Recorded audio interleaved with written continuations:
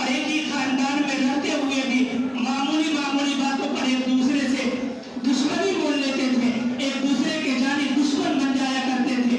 जिस मुआशरे में अपनी मासूम बच्चियों को जिंदा जला देना मर्दानगी समझा जाता था, जिस समाज में बीच बाजार किसी की इज्जत और आबरू से खेलना ये बहादुरी माना जाता था, जिस समाज के छोटे छोटे बच्चे शराब और मुंशियात के आदी हुआ करते थे, अलबत्त उनकी जिंदगी में कोई ऐसी बुराई न थी जो न पाई जाती हो। सोचिए आखिर ऐसा क्या हो गया कि सिर्फ चंद सालों में उनकी तकदीर पलट गई।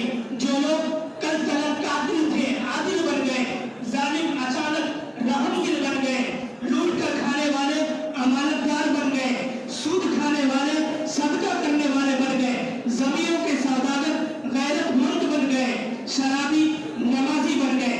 ये ताकत थी मोजेज़ाती किताब की, ये करिश्मा था किताब इलाही का। एक तरफ कुरानी इनकलाब की रहनुमाई थी, दूसरी तरफ इनकलाबी पैगंबर का किरदार था। फिर जो माहौल बना उसने एकदम से जमाने का रुख बदल कर देख लिया। फिर देखा दुनिया ने कि जो शख्स भी दामन रसूल से वाबस्ता हुआ, जिसने भी कुरान को अपने सीने से लगाया, वो आगे बढ़ता चला गया। और फिर धीरे धीरे दुनिया में एक ऐसी जमात तैयार हुई जिसने अपने इनकलाबी कारनामों से दुनिया का रुख बदल कर रख दिया, दुनिया के हालात बदल डाले।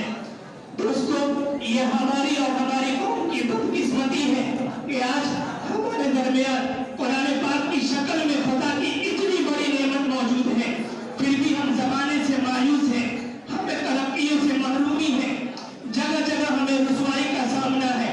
वजह सिर्फ ये कि हमने कुरान की अहमियत नहीं समझी, उसके अहकामात पर पाबंदी से अमल नहीं किया, उसे सीने से नहीं लगाया, बस उसे एक किताब समझकर घर के किसी कोने में डाल दिया, जिसकी वजह से खुदा की मार आज हम पर भी पड़ रही है।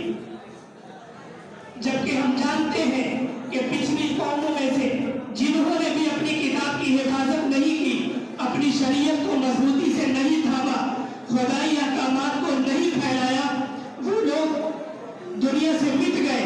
खुदा की उन पर मार पड़ी, उनकी किताब भी महफूज नहीं रही और उनका वजूद भी बाकी नहीं रहा।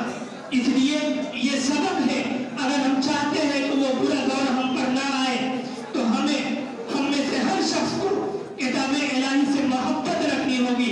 किताब इलाही जानने वाले, पढ़ने पढ़ाने वालों से एक तरह का ताल्लुक रखना होगा, एक लगाव रखना होगा, वरना कहीं जमाना हमारे साथ भी वही खेल न खेले जो पिछलों के साथ खेल चुका है।